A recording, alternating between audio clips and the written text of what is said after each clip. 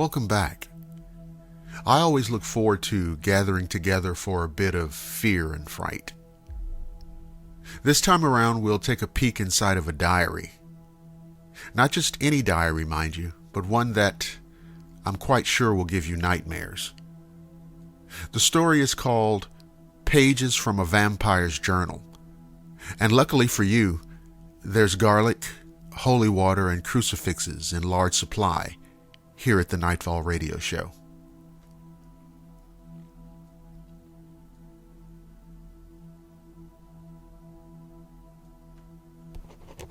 I feel the best way for me to get my story out is to write it down myself. I thought of hiring an interviewer, but felt the interviewer might not survive long enough to finish his assignment. You see, I'm a vampire, and any living human is fair game, as you will soon understand. There is no sanctuary from this curse. No cure can be found, and I've had the best doctors over the endless years try to heal me. Blood transfusions only make me stronger, though they do not satisfy my hunger. I've taken every medicine invented over the many hundreds of years I have existed. Nothing has worked. I would love to exist no longer, but I've not yet found a way to die. There is a demon inside of me, and it wants to walk the earth in physical form for all time. One might think that after hundreds of years I would grow cold and unfeeling to the pain and horror I have caused countless people. That is the true irony of this curse, for I do have feelings. I do not wish to kill, but I cannot resist the great hunger that compels me to feed. The only thing I've found that will quench my great thirst is the fresh, warm blood of a living human donor. When I take their blood, I dare not leave them breathing, for that is the worst thing I could do. Once I pierce the skin with my fangs, the person either dies or goes on to exist as I do for all eternity. I am careful not to create another of my kind by not finishing the job. I must be sure every drop of blood has been drained. I must be sure that their heart beats no longer. You must think what a terrible thing I am, and you're quite right. But you must also realize that this is a curse. I have no control over my actions. When I am feeding, I feel only overwhelming satisfaction. And when I finish and look upon my victim, I feel a great sorrow at what I've done. No matter how great the sorrow, the hunger is 1,000 times greater. Even in sleep, I find no relief. For every time I sleep, I dream, and I see every soul I have ravaged. They are relentless and are always with me. I cannot forget a single one of my victims, and they are many.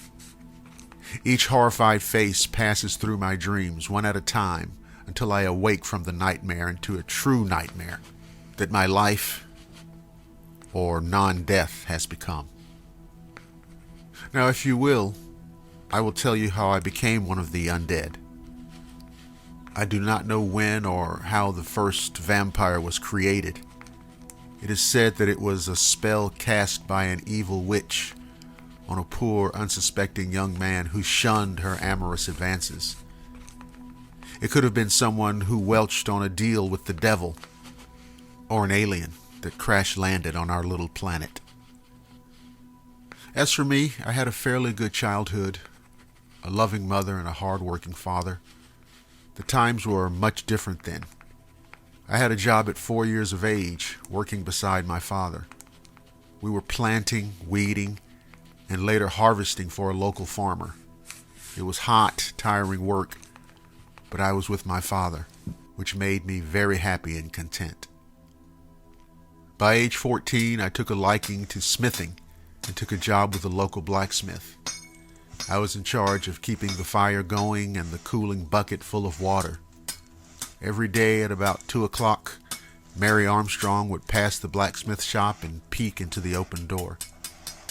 She would wave and smile at me with her lovely and rather toothy smile. She had a cute, small-featured, lightly freckled face. I'd known Mary since my farming days with my father. Her father had owned the farm at which we worked. I'd always been entranced by her beauty. She had long, flowing, golden locks and deep blue eyes, as deep and blue as the ocean on a cloudless day. I had had only 3 years of schooling, but I did learn to read and write. Mary had a hand in that and spent many hours allowing me to read to her. The fact that she would spend the time with me was all the incentive I needed. By age 17, I'd saved enough money to buy a little piece of earth, and my father helped me build a small cabin. I felt it was time to ask Mary to marry me, and she eagerly agreed, and we were wed in the church we had both grown up in. The whole town attended the blessed event, and the reception was held outside. It had been a beautiful warm spring day, and the party lasted well into the star-filled, moonless night. 9 months later, almost to the day, my first son was born. No words can adequately describe the love I felt for that boy. At 4, like me and my father, I was able to bring him to the blacksmith shop to work with me. My chest poked out so far with pride, I could barely see the ground. With the birth of my second son, my already overwhelming love for Mary increased as I gazed upon my wonderful family. We had it made. The blacksmith was going to move away and asked if I would like to buy the business. Even with 4 mouths to feed, I'd managed to save enough money to make the purchase. That very night, I was riding home to tell Mary of our good fortune. We'd be able to afford a bigger place closer to town, as we had outgrown the little cabin. It had only been a few moments since the sun had gone down. The road was not much more than a path by today's standards, and was lined on both sides by thick woods. Suddenly the horse reared and I was thrown to the ground. There was a loud crack, then raging pain as I realized I'd broken my leg. As I writhed on the ground, clutching my busted limb, a dark figure appeared over me. The only thing I could make out in the darkness was these red, almost glowing eyes. I struggled futilely with the creature, and it quickly overpowered me. I felt the fangs as they plunged deep into my skin and pierced my jugular. All the pain left my body as the creature relieved me of the life-giving fluid that coursed through my arteries. The bone in my leg somehow healed itself as the monster continued to slowly suck the life out of me. Unfortunately for me, a horse and buggy bumped noisily down the road and scared the monster off. You see, he did not finish the job, and I was created. Over the next few days, I began to change. Red meat became the only food that could satisfy my voracious hunger, but only if it were raw or barely cooked. Soon even that was not enough. My family that I once looked upon with love and great joy were now little more than a meal. When I began to feed, feeding was everything. There was nothing else. That night, that horrible night, still haunts me more than any other. My wife was soundly sleeping beside me when I awoke, engulfed in an uncontrollable hunger. I no longer saw my wife. I saw only relief from a great desire to feed. I did not merely drain her of blood with my newfound fangs. I actually chewed and swallowed bits of her soft, warm flesh. Due to the animal-like noises I made as I feasted, my son awoke and came into the room. What a horrific sight it must have been for a 5-year-old boy to see. He saw me as I looked up, my face covered with blood. The terror he must have felt as I slowly approached him fangs fully extended, dripping the last of his mother's once life-giving blood. The young boy's blood was especially invigorating as I drained every drop from his pulsating carotid artery. Then I went for my youngest son. At only 1 year old, his body did not contain near the amount of the crimson fluid my wife's had.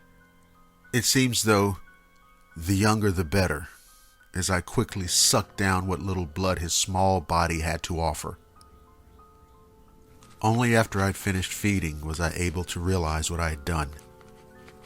My beautiful wife and my 2 sons lay bloodless and dead before me, but I was full. My great hunger had been sated. Now I'm so alone. I have no friends, for when I do perchance make a friend, the relationship is always short-lived. It does not take long for my hunger to take command, and they soon become my next meal. My hunger is stronger than any friendship, and sadly, any love. So you see, it is like the wolf pouncing on the hare. He does it because it is what he must do to survive.